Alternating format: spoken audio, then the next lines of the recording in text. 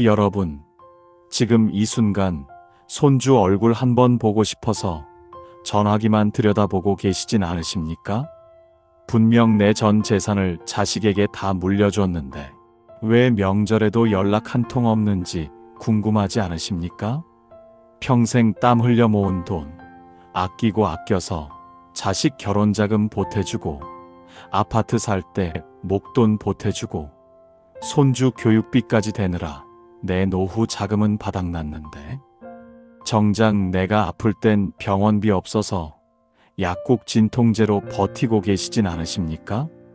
아침에 눈 뜨면 자식 전화 올까봐 핸드폰 배터리 확인하고, 카톡 알림음에 가슴 졸이다가 스팸 메시지인 걸 확인하고 한숨 쉬는 그 시간들이 얼마나 참혹한지 저는 압니다. 오늘 이 시간, 제가 수십 년간 상담해온 수백 명의 어르신들이 똑같이 하시던 말씀이 있습니다. 내가 미쳤었다. 왜 그랬을까? 다시 돌아간다면 절대 그러지 않을 텐데. 이제 와서 후회해봐야 소용없다는 그 절규 같은 고백들을 여러분께 고스란히 전하려 합니다. 이건 남의 이야기가 아닙니다. 바로 여러분과 제 이야기이고 우리 이웃의 이야기이며 지금 이 순간에도 대한민국 어딘가에서 반복되고 있는 잔인한 현실입니다. 제가 오늘 드리는 이야기는 누군가에겐 뼈아픈 경고가 될 것이고 누군가에겐 아직 늦지 않았다는 마지막 희망의 신호탄이 될 것입니다. 준비되셨습니까? 그럼 시작하겠습니다. 이 영상을 끝까지 보시면 여러분의 남은 노후가 달라질 수 있습니다. 지금 구독 버튼과 알림 설정을 눌러주세요. 여러분의 노년을 지키는 진짜 지혜를 전해드립니다. 그리고 이 영상이 도움이 되신다면 주저 말고 좋아요를 눌러주세요. 여러분의 작은 클릭 하나가 같은 고민을 하는 수많은 어르신들에게 전달될 수 있습니다. 첫 번째로 말씀드릴 공통점은 이것입니다. 자식의 효심을 평생 보험으로 착각했다는 점입니다.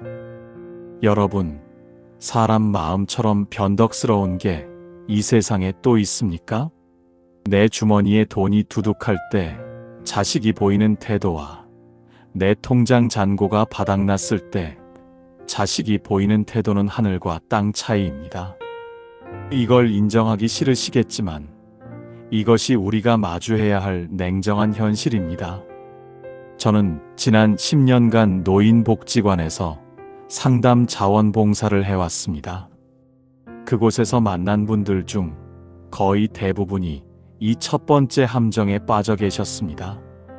대표적인 사례 하나 말씀드리겠습니다. 김정숙 할머니 올해 78세이십니다. 이분은 평생 시장에서 좌판 버려 김밥 한 줄, 떡볶이 한 접시씩 팔아서 두 아들을 대학까지 보내셨습니다. 새벽 4시에 일어나 재료 손질하고 밤 11시에 들어와 설거지하던 그 억척스러운 세월 속에서 모은 돈이 꼬박꼬박 통장에 쌓였습니다. 큰아들 결혼할 때 5천만 원, 작은아들 사업 자금으로 3천만 원, 그렇게 주고 또 주다 보니 손에 남은 건 겨우 2천만 원이었습니다. 김 할머니는 그래도 괜찮다고 생각하셨습니다. 왜냐하면 두 아들이 모두 효자였고 특히 큰아들은 어머니 생신 때마다 용돈 봉투를 챙겨주던 자식이었으니까요. 그런데 김 할머니가 75살 되시던 해 당뇨 합병증으로 쓰러지셔서 병원에 입원하셨습니다. 수술비가 800만 원 나왔습니다. 큰아들에게 전화했습니다. 큰아들은 이렇게 말했습니다. 엄마, 지금 애들 학원비 때문에 빠듯해요. 조금만 기다려주세요. 작은아들에게도 전화했습니다. 작은아들은 사업이 어렵다며 당장은 힘들다고 했습니다.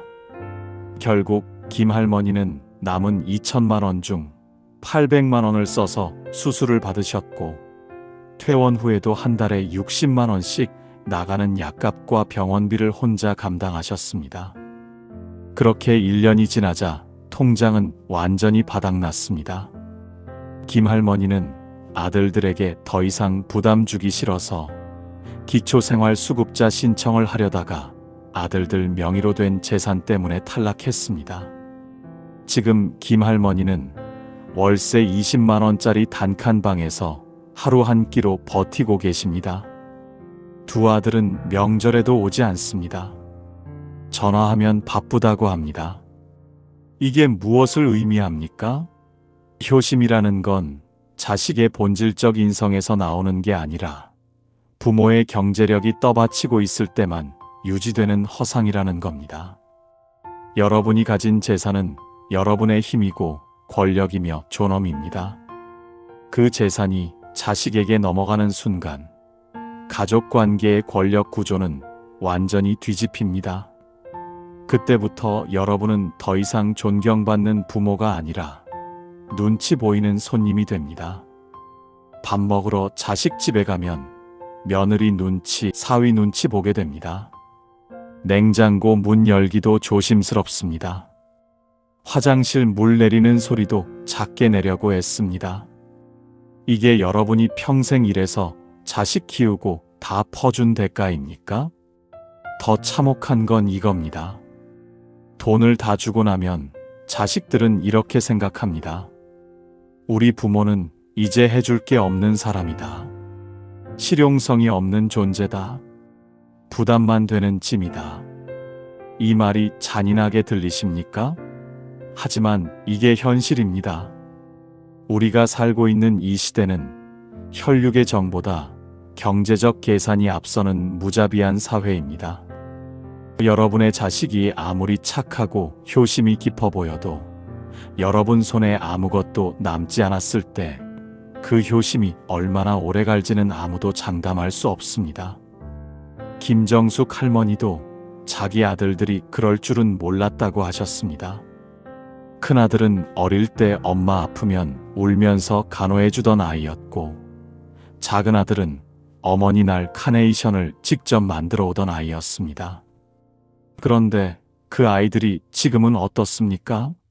어머니가 단칸방에서 라면으로 끼니를 때우고 있어도 한 달에 한 번 안부 전화조차 하지 않습니다. 여러분, 효도는 자식의 인성에서 나오는 게 아닙니다. 효도는 부모의 재력에서 나옵니다. 이 말이 불편하시다면 죄송하지만 이것이 제가 수백 명의 어르신을 만나며 확인한 변하지 않는 진리입니다. 자식이 여러분을 찾아오는 이유가 사랑 때문인지 아니면 아직 여러분 손에 남은 게 있기 때문인지 냉정하게 판단하세요. 여러분 통장이 비는 순간 자식의 연락도 함께 끊긴다는 사실을 절대 잊지 마십시오. 지금 당장 여러분의 통장 잔고를 확인해 보세요. 그리고 자문해 보세요. 이 돈이 다 떨어지면 내 자식은 여전히 나를 찾을 것인가? 만약 확신이 서지 않는다면 지금 이 순간부터 여러분의 지갑을 닫으셔야 합니다. 그것만이 여러분의 노년을 지키는 유일한 방법입니다. 두 번째 공통점으로 넘어가겠습니다. 재산을 다 물려주고 후회하는 사람들의 두 번째 특징은 자신의 수명을 터무니없이 짧게 계산했다는 점입니다. 여러분, 우리 부모님 세대만 해도 60, 70이면 그걸로 인생 다 살았다고 여겼습니다. 환갑잔치가 큰 잔치였던 이유가 60까지 사는 게 대단한 일이었기 때문 아니겠습니까? 그런데 지금은 어떻습니까? 평균 수명이 80을 넘어섰습니다. 건강하게만 살면 90, 100세까지도 충분히 가능한 시대입니다. 그런데 많은 분들이 예전 기준으로 생각하십니다. 나는 70쯤 되면 죽을 거야. 그러니까 60 중반쯤 되면 자식한테 다 물려줘야지. 이렇게 계산하신다는 겁니다. 이순자 할머니 사례를 말씀드리겠습니다. 이분은 67세 되시던 해에 남편 사망 보험금과 집 한 채를 팔아서 총 3억 원을 손에 쥐셨습니다. 딸 하나, 아들 하나 키우신 분입니다. 이 할머니는 생각하셨습니다. 내가 이제 70까지 살면 많이 사는 거고, 그러면 이 돈을 자식들한테 미리 나눠주는 게 낫겠다. 상속세도 아끼고 자식들도 돈 필요할 때 쓰게 해주면 좋지 않겠냐? 그래서 딸에게 1억 5천, 아들에게 1억 5천을 주시고 본인은 3천만 원만 남기셨습니다. 그런데 이 할머니가 지금 몇 살이십니까? 87세이십니다. 67세에 재산 다 나눠주고 20년을 더 사신 겁니다. 3천만 원으로 20년을 버티려니 어떻게 되겠습니까? 한 달에 쓸 수 있는 돈이 12만 원입니다. 기초연금 30만 원 받으셔서 합치면 42만 원입니다. 월세가 25만 원입니다. 남는 돈이 17만 원입니다. 전기세, 수도세, 가스비 내면 10만 원 남습니다. 이 돈으로 한 달을 살아야 합니다. 이순자 할머니는 지금 어떻게 사십니까? 하루에 한 끼 먹습니다. 그나마 복지관 무료 급식소에서 먹습니다. 약은 못 삽니다. 당뇨약이 한 달에 3만 원 나가는데 그 돈이 없어서 약을 끊으셨습니다. 혈압약도 먹다 말다 합니다. 겨울에는 내복 3겹 입고 전기장판 없이 견딥니다. 전기세가 두려워서입니다. 여름에는 에어컨 없이 선풍기 하나로 버팁니다. 딸에게 전화해서 어렵다고 말씀하셨더니 딸은 이렇게 답했습니다. 엄마, 그때 받은 돈 다 집 사는데 들어갔어요. 지금 우리도 애들 교육비 때문에 정말 빠듯해요. 아들에게도 말씀드렸습니다. 아들은 사업한다고 그 돈 다 썼고 지금은 빚까지 있어서 도와줄 형편이 안 된다고 했습니다. 이순자 할머니는 제게 이렇게 말씀하셨습니다. 내가 미쳤었어요. 왜 그때 다 줘버렸을까요? 내가 이렇게 오래 살 줄 알았으면 절대 그러지 않았을 텐데. 여러분, 의학이 발전하고 있습니다. 영양 상태가 좋아지고 있습니다. 여러분이 생각하는 것보다 훨씬 더 오래 사실 겁니다. 60 중반에 재산 다 나눠주고 30년을 더 사시게 될 수도 있습니다. 70에 다 주고 20년을 더 사실 수도 있습니다. 그 긴 세월을 어떻게 버티실 겁니까? 기초생활 수급비로 버티십니까? 자식 눈치 보면서 용돈 달라고 하실 겁니까? 복지관 무료 급식소에서 줄 서서 밥 받아 먹으실 겁니까?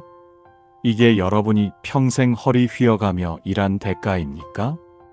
더 큰 문제는 의료비입니다. 나이가 들면 병원 갈 일이 많아집니다. 무릎이 아프고 허리가 아프고 당뇨가 오고 고혈압이 옵니다. 백내장 수술해야 하고 틀니해야 하고 보청기 사야 합니다. 이 모든 게 돈입니다. 건강보험이 적용돼도 본인 부담금이 만만치 않습니다. 큰 수술이라도 하게 되면 몇백만 원이 훌쩍 넘어갑니다. 그 돈이 어디서 나옵니까? 자식한테 손 벌릴 겁니까? 이미 재산 다 물려준 상태에서 다시 손 벌리는 그 굴욕을 감당할 수 있으십니까? 박영수 할아버지는 올해 80세이십니다. 이분은 65에 퇴직하시면서 받은 퇴직금 2억 원을 아들 둘한테 각각 1억씩 나눠주셨습니다. 본인은 국민연금이 있으니까 괜찮다고 생각하신 겁니다. 국민연금이 한 달에 60만 원 나왔습니다. 70까지는 괜찮았습니다. 그런데 70이 넘어가니까 몸이 고장나기 시작했습니다. 72세에 전립선암 판정을 받으셨습니다. 수술비와 항암 치료비로 2천만 원이 들어갔습니다. 돈이 없어서 큰아들한테 손 벌렸습니다. 큰아들이 1,000만 원 빌려줬습니다. 빌려준 겁니다. 준 게 아니라 빌려준 겁니다. 그 1,000만 원을 갚으라고 나중에 연락이 왔습니다. 박할아버지는 국민연금에서 조금씩 떼어서 갚았습니다. 한 달에 10만 원씩 8년 넘게 갚으셨습니다. 그러다 78세에 또 쓰러지셨습니다. 뇌경색이었습니다. 입원비로 500만 원이 들어갔습니다. 이번엔 둘째 아들한테 손 벌렸습니다. 둘째 아들은 형한테 이미 1,000만 원 받았으니까 자기한테는 손 벌리지 말라고 했습니다. 박할아버지는 결국 복지관에 도움을 요청했고 후원금으로 겨우 병원비를 해결했습니다. 여러분, 이게 현실입니다. 재산 다 물려주고 나서 오래 살면 이렇게 됩니다. 자식은 이미 받을 건 다 받았다고 생각합니다. 추가로 손 벌리면 부담스러워합니다. 심지어 짜증을 냅니다. 왜 이렇게 오래 사냐는 말까지 나옵니다. 여러분이 오래 사는 게 자식에게는 부담이 됩니다. 이 얼마나 비극입니까? 부모가 건강하게 오래 사는 게 자식에게 기쁨이 아니라 부담이 되는 세상, 이게 우리가 만든 세상입니다. 그러니 여러분, 절대 수명을 짧게 잡지 마세요. 여러분은 90까지 살 수 있습니다. 100세까지도 살 수 있습니다.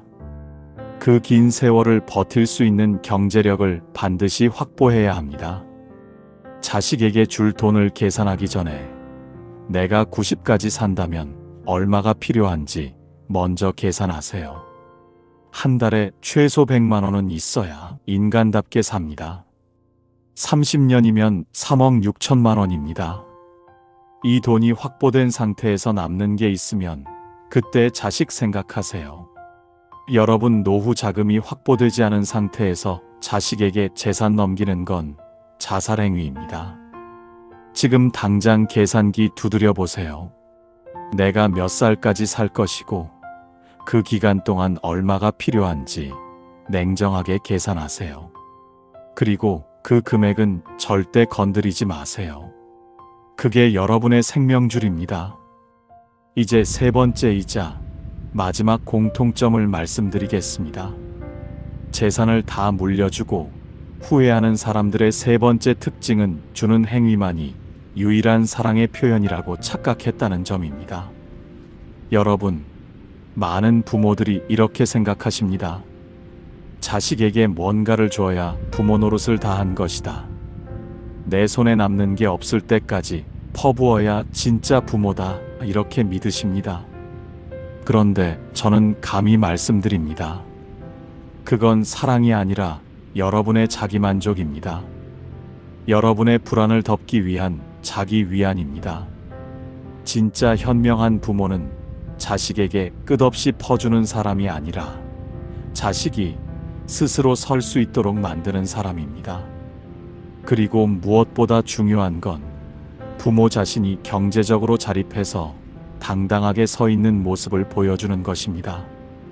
최명희 할머니 이야기를 들려드리겠습니다. 이분은 딸 하나를 키우셨습니다. 평생 식당에서 일하시면서 모은 돈이 1억 5천만 원이었습니다. 딸이 결혼할 때 5천만 원을 주셨습니다.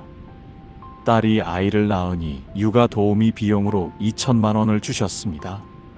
손자가 초등학교 들어가니 학원비 보태준다고 매달 50만 원씩 보내주셨습니다. 그렇게 10년을 보내니 6천만 원이 더 나갔습니다. 남은 돈이 2천만 원이었습니다. 최 할머니는 이렇게 생각하셨습니다. 딸한테 이렇게 많이 해줬으니까 딸이 나를 잘 모실 거야. 나는 평생 딸 하나만 보고 살았으니까 딸도 나를 버리지 않을 거야. 그런데 최 할머니가 75 되시던 해 딸의 태도가 달라지기 시작했습니다. 명절에 딸네 집에 가면 사위가 불편한 내색을 했습니다. 손자는 할머니를 귀찮아했습니다. 딸은 엄마한테 노골적으로 말했습니다. 엄마, 이제 우리 집에 자주 오지 마세요. 애들 공부하는데 방해돼요. 최 할머니는 충격받으셨습니다. 내가 이렇게 다 퍼부었는데 왜 딸이 나를 귀찮아하지? 딸에게 물어보셨습니다. 내가 뭘 잘못했냐고, 왜 나를 이렇게 대하냐고. 딸은 이렇게 답했습니다. 엄마는 맨날 돈 얘기만 해요. 내가 얼마 받았는지 왜 자꾸 말해요? 그거 엄마가 주고 싶어서 준 거 아니에요? 여러분, 이게 무슨 뜻입니까? 자식은 부모가 준 돈을 은혜로 생각하지 않습니다. 당연한 권리로 생각합니다. 심지어 부모가 그 돈을 들먹이면 불편해합니다. 부담스러워합니다. 왜냐하면 자식 입장에서는 이미 받은 건 끝난 일이고, 이제 더 이상 줄 게 없는 부모는 쓸모없는 존재이기 때문입니다. 잔인하게 들리십니까? 하지만 이게 진실입니다. 더 심각한 건 이겁니다. 부모가 자식에게 끊임없이 퍼주면 자식은 스스로 설 능력을 잃어버립니다. 언제나 부모한테 손 벌리면 해결된다고 배웁니다. 자기 힘으로 문제를 해결하는 법을 배우지 못합니다. 그러다가 부모가 더 이상 줄 게 없어지면 자식은 무능해진 상태로 세상에 던져집니다. 그럼 누구를 원망합니까? 부모를 원망합니다. 왜 더 많이 남겨주지 않았냐고, 왜 이것밖에 없냐고 불평합니다. 여러분이 사랑으로 다 퍼부은 게 결과적으로 자식을 망친 겁니다. 강태수 할아버지 사례입니다. 이분은 아들 둘을 키우셨는데 평생 모은 재산 3억 원을 둘한테 각각 1억 5천씩 주셨습니다. 큰아들은 그 돈으로 가게를 차렸는데 1년 만에 망했습니다. 작은아들은 주식에 투자했다가 다 날렸습니다. 두 아들 다 다시 아버지한테 손 벌렸습니다. 아버지, 다시 한 번만 도와주세요. 강 할아버지는 이미 손에 남은 게 없었습니다. 미안하다고, 더 이상 줄 게 없다고 말씀하셨습니다. 그러자 두 아들이 한 말이 뭡니까? 아버지가 우리를 제대로 키우지 못해서 이렇게 된 거다. 형은 더 많이 받았으니까 불공평하다. 그러면서 서로 싸우고 아버지를 원망했습니다. 강 할아버지는 그 모습을 보며 이렇게 후회하셨습니다. 내가 저 아이들을 망쳤구나. 돈을 주지 말고 스스로 살아가는 법을 가르쳤어야 했는데. 여러분, 진짜 사랑이 뭡니까? 자식이 평생 여러분한테 기대지 않고 스스로 설 수 있게 만드는 겁니다. 자식이 힘들어할 때 무조건 돈으로 해결해 주는 게 아니라 그 힘듦을 스스로 극복하도록 지켜보고 조언해 주는 겁니다. 그리고 가장 중요한 건 여러분 자신이 경제적으로 독립해서 당당하게 사는 모습을 보여주는 겁니다. 자식이 여러분을 봤을 때, 아, 우리 부모님은 노년에도 경제력이 있으시구나, 당당하시구나, 나도 나이 들어서 저렇게 살아야겠다, 이런 생각이 들게 만드는 겁니다. 그게 진짜 교육입니다. 그게 진짜 사랑입니다. 부모가 빈털터리가 되면 자식은 부모를 존경하지 않습니다. 불쌍히 여기거나 부담스러워합니다. 하지만 부모가 경제적으로 자립해 있으면 자식은 부모를 존중합니다. 함부로 대하지 못합니다. 명절에 부모님 댁에 가면 용돈을 드리려고 합니다. 왜냐하면 부모님이 나한테 손 벌리지 않으니까. 오히려 내가 효도해야겠다는 마음이 생기는 겁니다. 이게 인간의 심리입니다. 여러분, 지금 자식한테 뭘 해주고 계십니까? 자식이 힘들다고 하면 통장 열어서 돈 보내주고 계십니까? 손주 학원비 대주고 계십니까? 자식 빚 갚아주고 계십니까? 그만하세요. 당장 멈추세요. 그게 사랑이 아닙니다. 그건 여러분 스스로를 파괴하는 행위이고 동시에 자식을 망치는 행위입니다. 자식이 여러분한테 돈을 요구하면 단호하게 말하세요. 미안하지만 내 노후 자금이니까 줄 수 없다고, 내가 스스로 해결해야 한다고 명확하게 선을 그으세요. 처음엔 자식이 서운해할 수 있습니다. 원망할 수도 있습니다. 하지만 시간이 지나면 자식은 압니다. 부모가 옳았다는 걸, 부모가 나를 진짜로 사랑했기 때문에 단호했다는 걸 나중에 깨닫게 됩니다. 주는 것만이 사랑이 아닙니다. 때로는 주지 않는 것이, 거절하는 것이 더 큰 사랑입니다. 자식이 스스로 일어서도록 내버려 두는 것, 자식이 실패를 경험하고 그 실패에서 배우도록 옆에서 지켜보는 것, 그것이 진정한 부모의 역할입니다. 그리고 여러분 자신을 사랑하는 것, 여러분의 노후를 지키는 것, 그것 또한 자식에 대한 사랑입니다. 여러분이 경제적으로 무너지지 않고 당당하게 서 계실 때 자식도 여러분을 존중하고 사랑하게 됩니다. 이걸 절대 잊지 마세요. 여러분, 지금까지 재산을 다 물려주고 후회하는 사람들의 3가지 공통점을 말씀드렸습니다. 첫째, 효심을 보험으로 착각했다. 둘째, 수명을 짧게 잡았다. 셋째, 주는 행위만이 사랑이라고 믿었다. 이 3가지가 수많은 어르신들을 비극으로 몰아넣었습니다. 그렇다면 이제 우리는 무엇을 해야 합니까? 지금 이 순간부터 여러분이 해야 할 일을 명확하게 말씀드리겠습니다. 첫째, 여러분의 재산 목록을 작성하세요. 통장에 얼마가 있는지, 부동산은 얼마짜리인지, 연금은 얼마나 받는지 정확하게 파악하세요. 숫자를 명확히 알아야 계획을 세울 수 있습니다. 둘째, 여러분이 90세까지 산다고 가정하고 필요한 생활비를 계산하세요. 한 달에 최소 100만 원은 있어야 인간다운 생활이 가능합니다. 의료비까지 감안하면 한 달에 150만 원은 확보해야 합니다. 지금 나이에서 90까지 몇 년 남았는지 계산하고 그 기간 동안 필요한 총액을 산출하세요. 셋째, 그 금액은 절대 건드리지 마세요. 자식이 아무리 어렵다고 해도, 손주 학원비가 아무리 비싸도 그 돈만큼은 절대 내어주지 마세요. 그게 여러분의 생명줄입니다. 넷째, 자식에게 명확하게 선언하세요.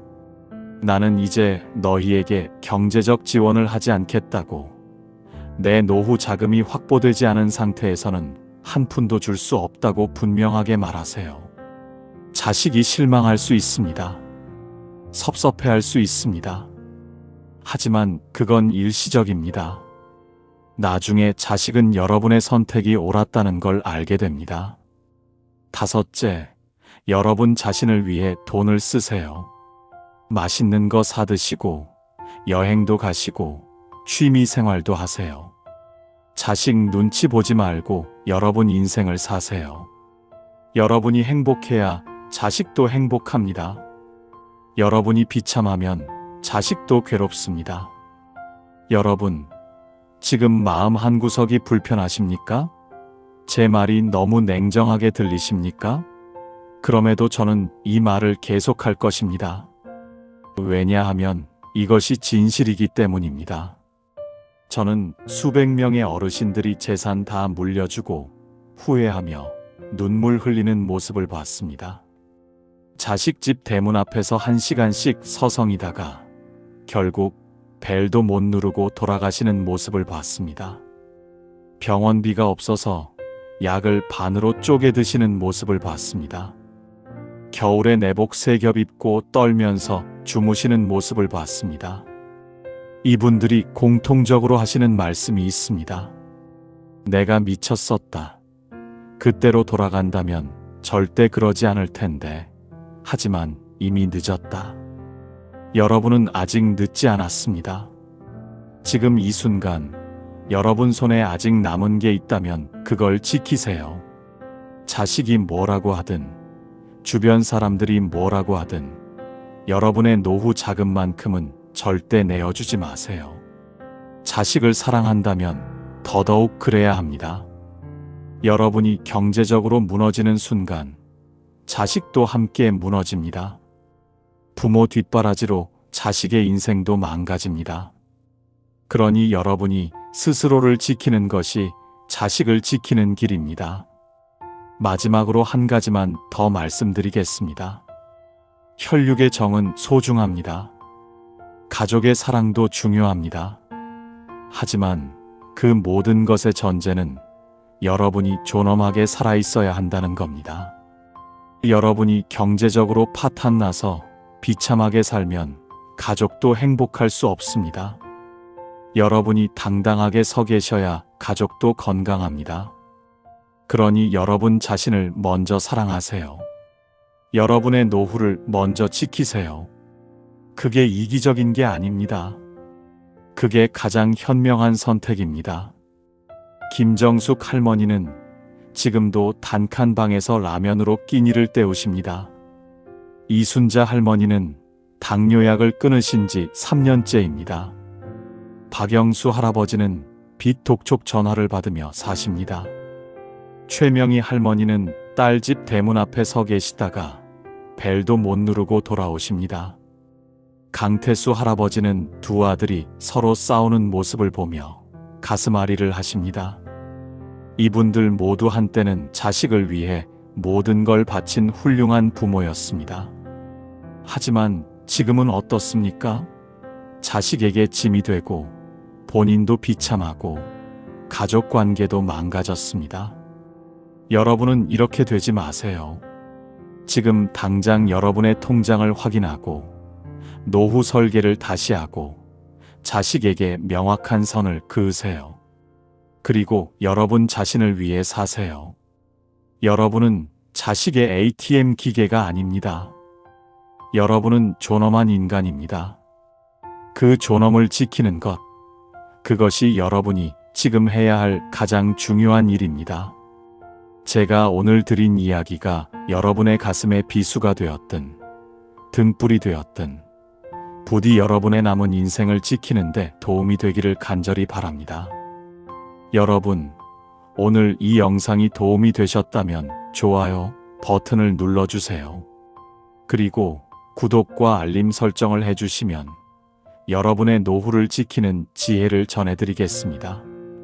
댓글로 여러분의 생각과 경험을 나눠주세요. 여러분의 이야기가 다른 분들에게 큰 도움이 됩니다. 이 영상을 주변의 어르신들, 특히 지금 자식에게 재산을 물려줄까 고민하시는 분들께 공유해주세요. 한 사람이라도 더 이 메시지를 듣는다면 그만큼 비극을 막을 수 있습니다. 현자철학당은 여러분의 지혜로운 노년을 응원합니다. 여러분이 존엄하게, 당당하게, 행복하게 사실 수 있도록 계속해서 진실된 이야기를 전하겠습니다. 오늘도 이 긴 영상 끝까지 들어주셔서 진심으로 감사드립니다. 여러분의 남은 인생이 축복으로 가득하기를 기도합니다. 다음 영상에서 뵙겠습니다. 감사합니다.